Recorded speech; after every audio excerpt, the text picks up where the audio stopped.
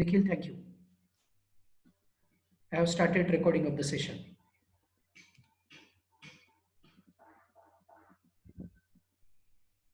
Right. Now you can write down your feedback. You can talk to me through chat box, but you are not going to write your number. If number will be written in the chat box, his attendance will not be considered. So two more types of vibrations are based on number of degrees of freedom. Whether number of degrees of freedom is 1 or 2 or multiple degrees of freedom.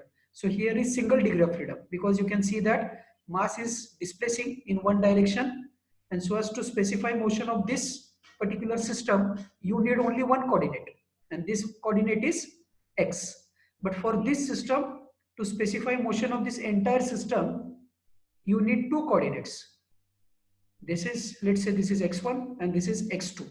So depending upon how many coordinates are required to specify motion of the system, or to answer the question by what distance, in which direction the system has moved, depending upon requirement of number of coordinates, degrees of freedom are considered.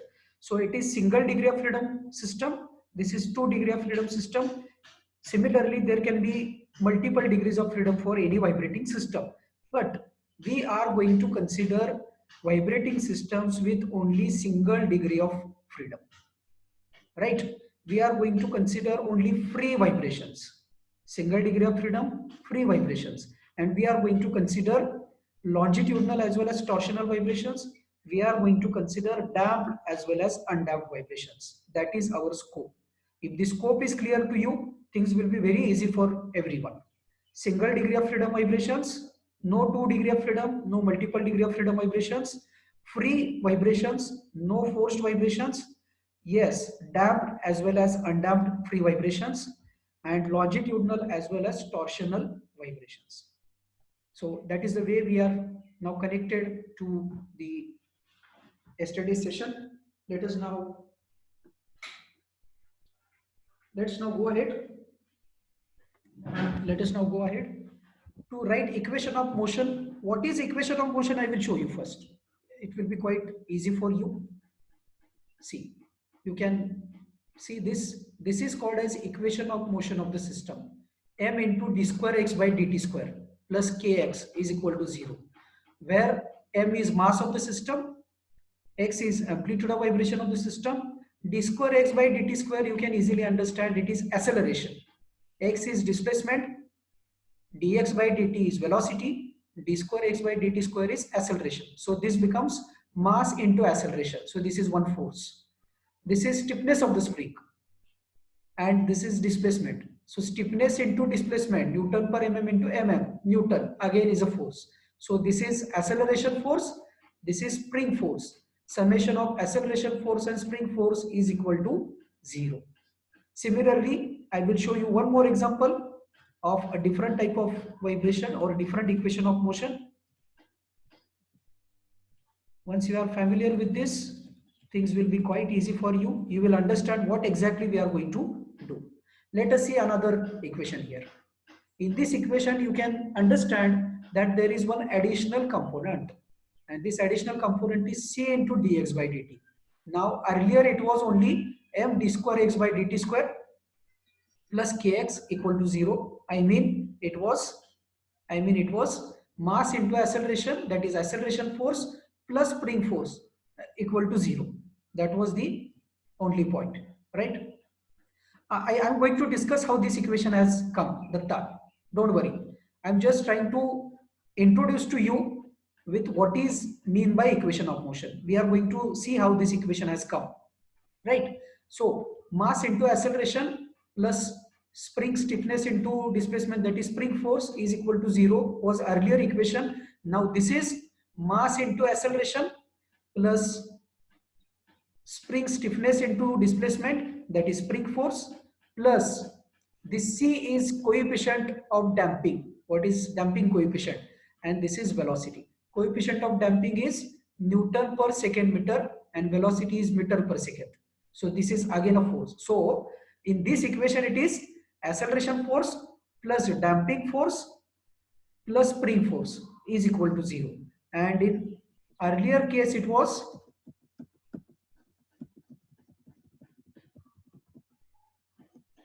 what we had discussed earlier was right. So here it was acceleration force plus spring force is equal to 0.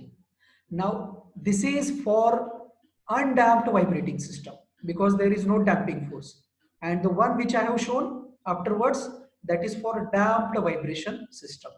Now let us see how this all has come, which is most important. To derive such equations of motion, there are different methods: equilibrium method, energy method. Out of that, let us first see what is equilibrium method and how to derive equation of motion for any vibrating system using equilibrium method. You can see that present system is undamped vibrating system. I have introduced to you earlier yesterday, day before yesterday, that when damper is not present, system is undamped vibrating system. Only spring and mass. So this is single degree of freedom, undamped, free vibration. Why free vibration? Because there is no external force acting over here. System will be just displaced with hand and then it will be left to vibrate on its own.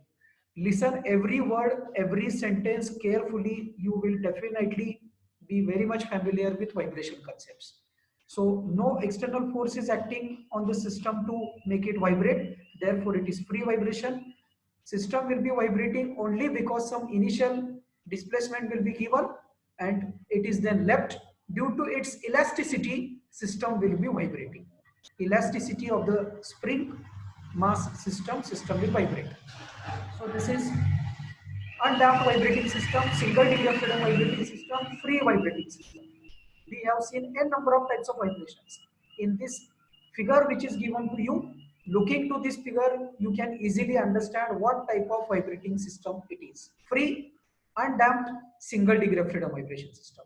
There are three positions shown over here. First position is unloaded position.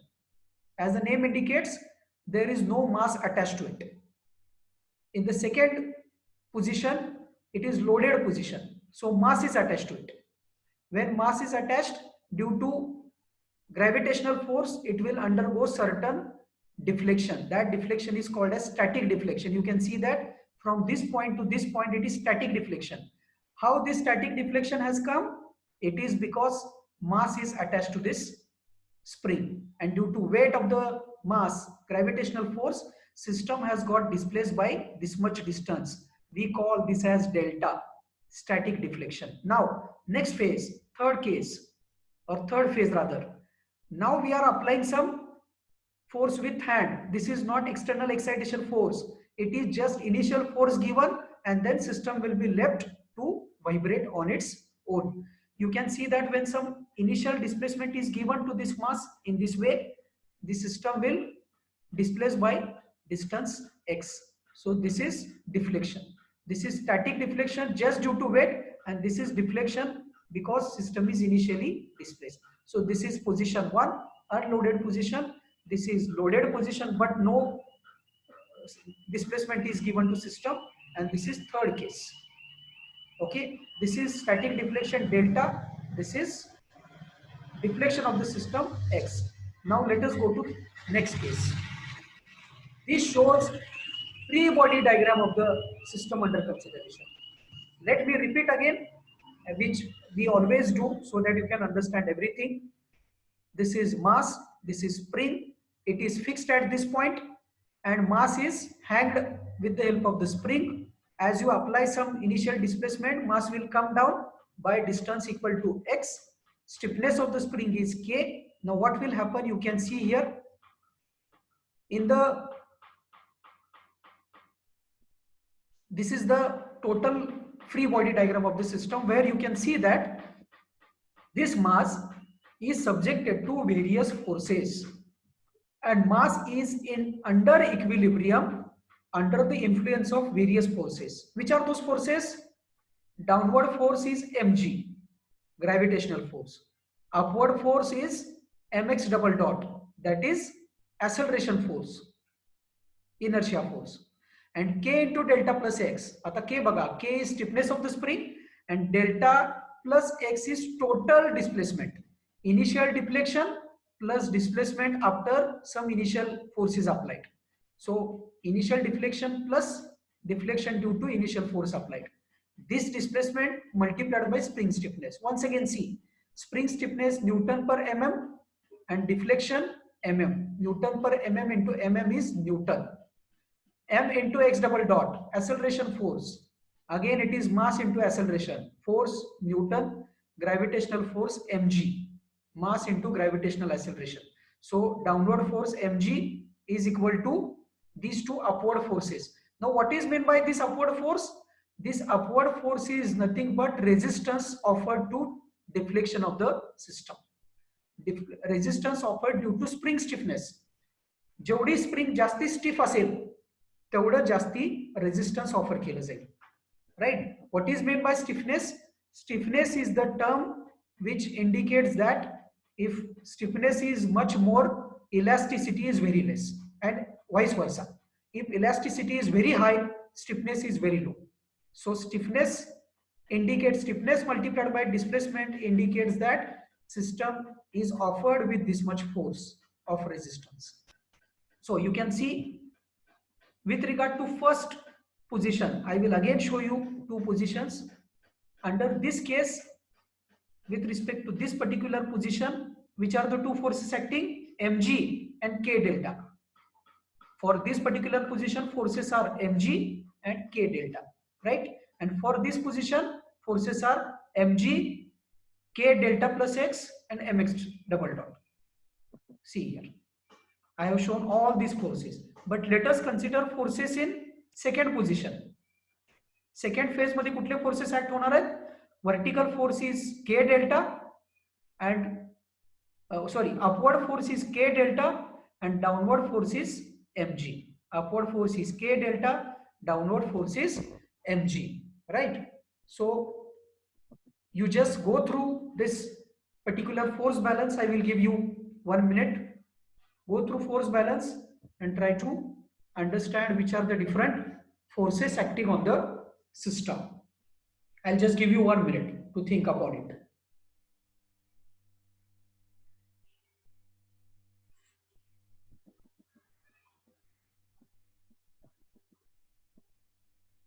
Please go through that.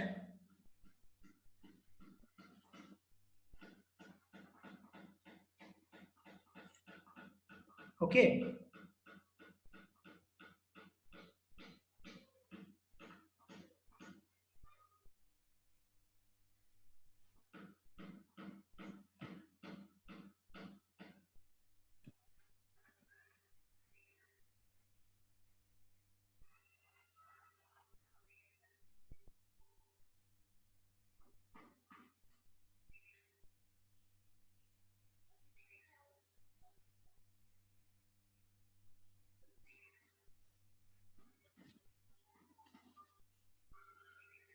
Try to understand what are the different forces acting on the system.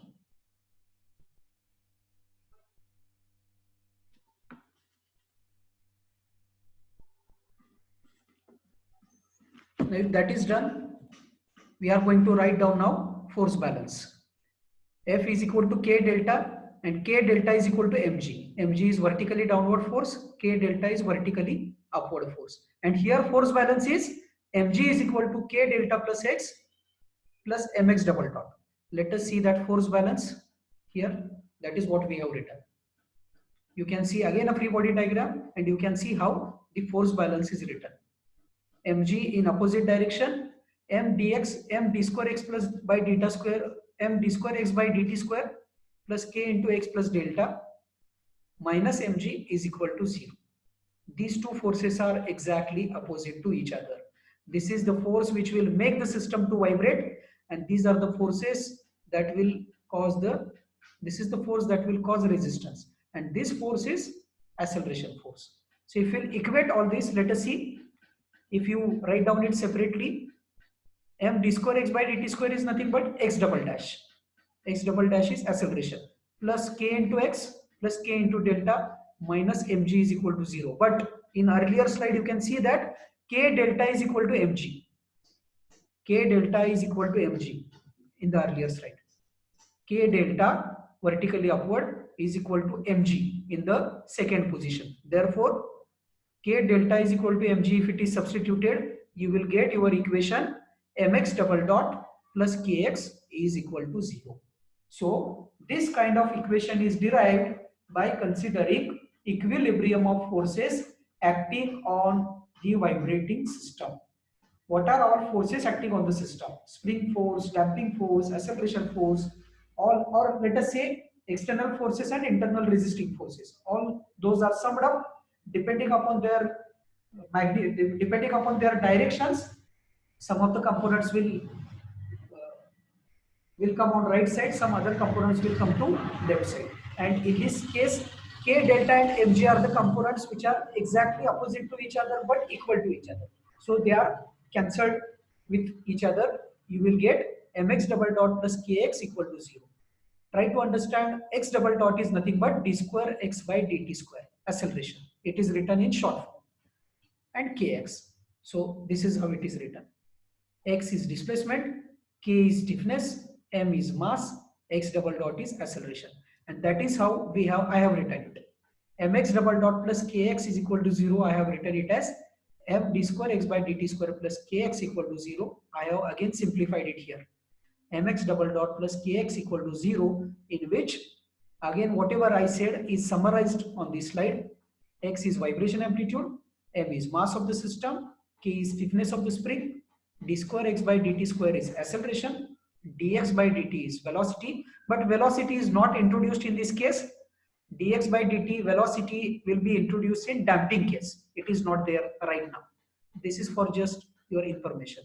M into x double dot or x double dash is acceleration force, k into x is spring force, and therefore equation of motion is mx double dash plus kx is equal to 0. This equation is called as equation of motion for free, undamped, single degree of freedom vibration system. Now let us see meaning of each of the terms. This equation represents equation of motion for free, undamped, and single degree of freedom system. Now let us see each of the term. Free vibrations. Why free vibrations? Because there is no force acting on the right side. On the right side it is 0. When it is case of force vibration, you will see some force on the right side. So whether it is free or force is clear. Why it is undamped? Because there is no damping force in the equation. If it would have been damping or a damped vibration, damping force would have come into picture, that is C into dx by dt, but that is not there. So I think you have understood why it is undamped, why it is not damped, and why it is single degree of freedom vibrations. Because it is having only single degree of freedom. You can see here, it has only single degree of freedom. Only one coordinate is sufficient to specify motion of the system. What it means, again, let me make it very clear. It means to tell by what distance the system has moved. Your answer would be system has moved by distance equal to x in x direction. You don't need displacement in y direction, z direction, about x direction, about y direction, about z direction. No, not required. Only one coordinate is sufficient so as to specify motion of the system at any point of time. Therefore, it is having single degree of freedom.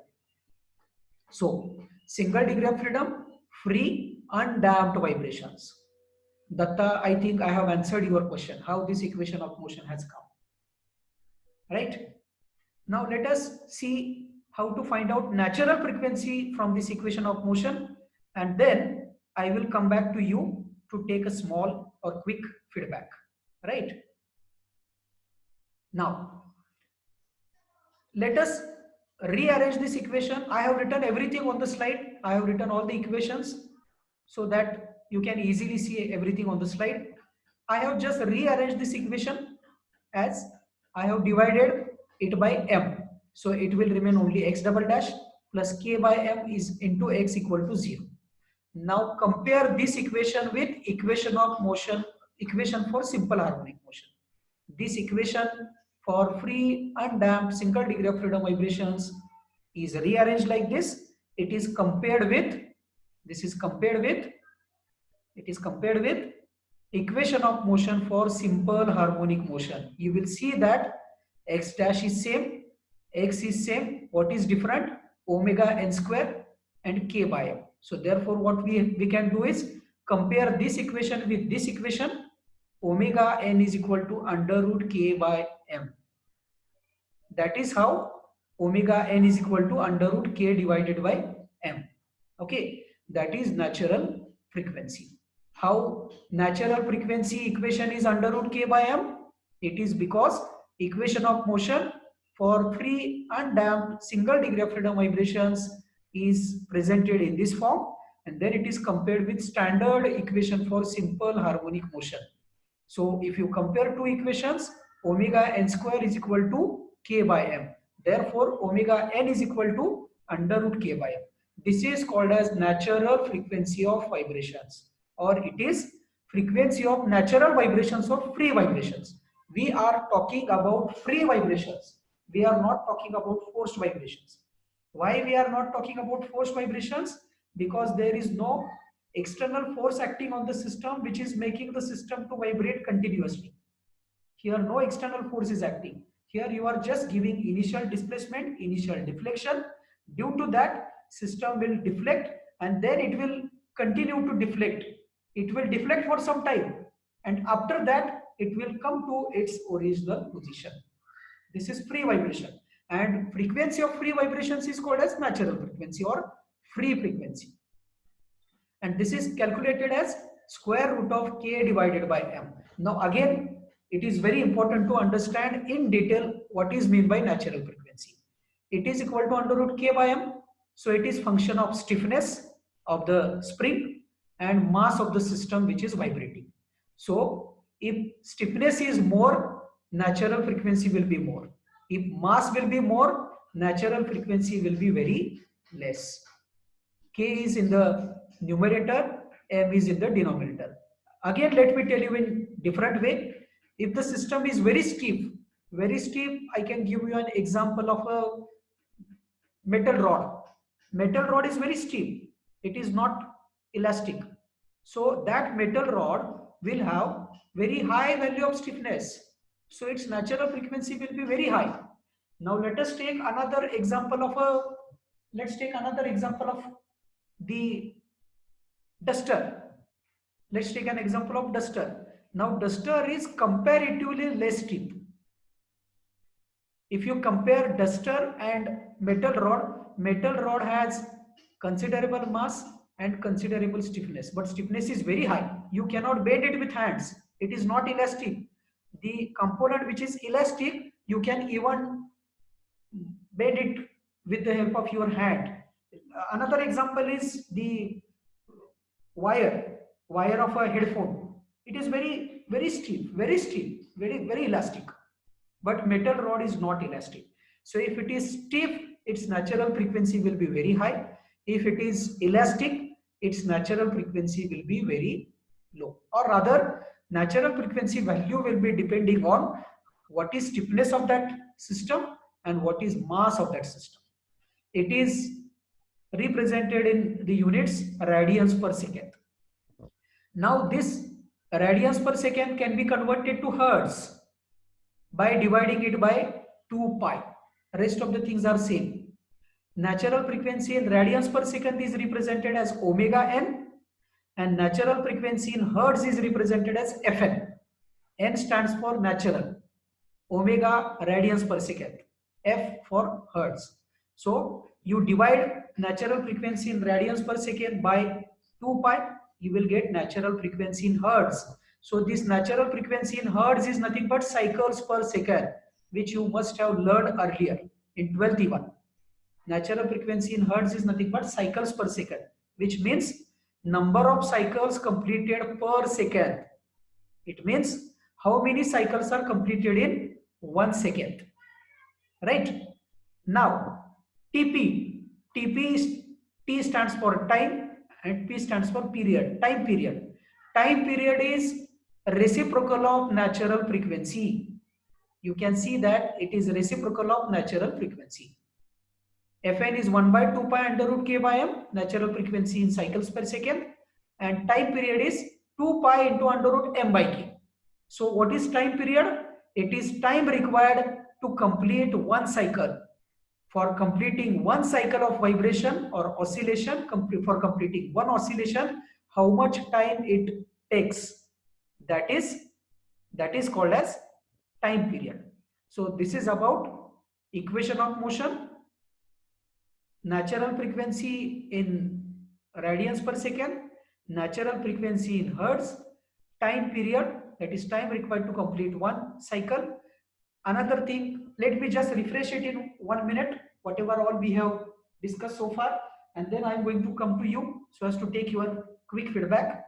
We have understood how to derive equation of motion, that is with the help of force balance. We have seen that on this particular system, vibrating system, different forces will be acting: gravitational force, spring force, and inertia force, right?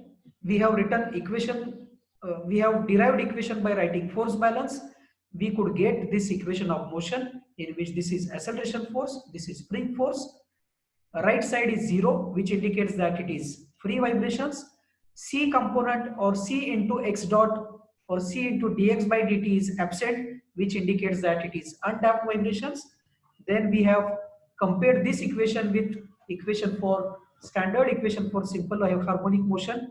We could get natural frequency equation. We have written an equation so as to convert natural frequency in radians per second to hertz, and then we have written equation for time period, which is reciprocal of natural frequency. Let me just quickly come to you to ask a question. You need to quickly give a feedback. Have you understood?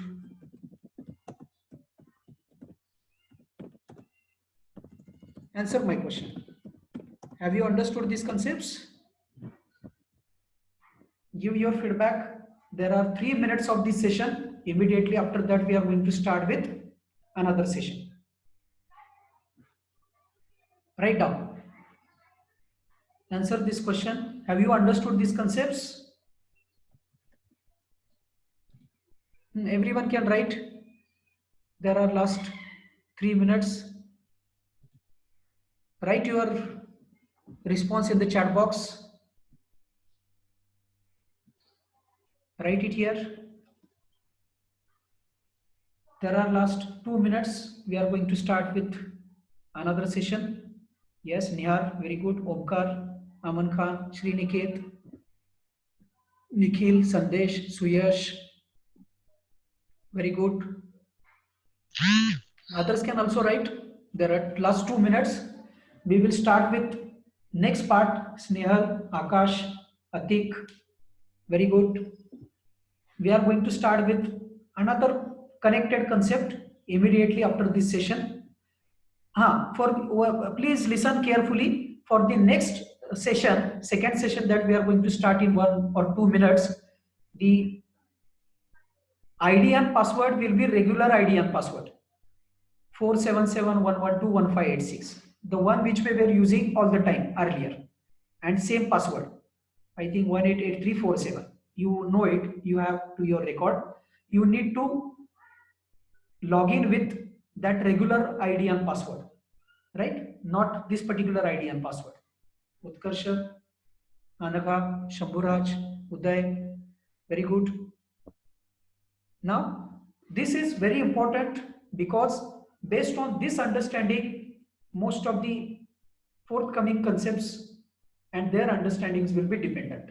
If you have understood this, you will understand next series of concepts, right? So there is less than 1 minute. I'll just end the meeting and we will come back again. We'll come back quickly. So I could see your responses. Okay.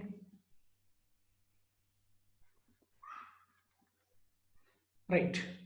Okay, then we will start with next meeting.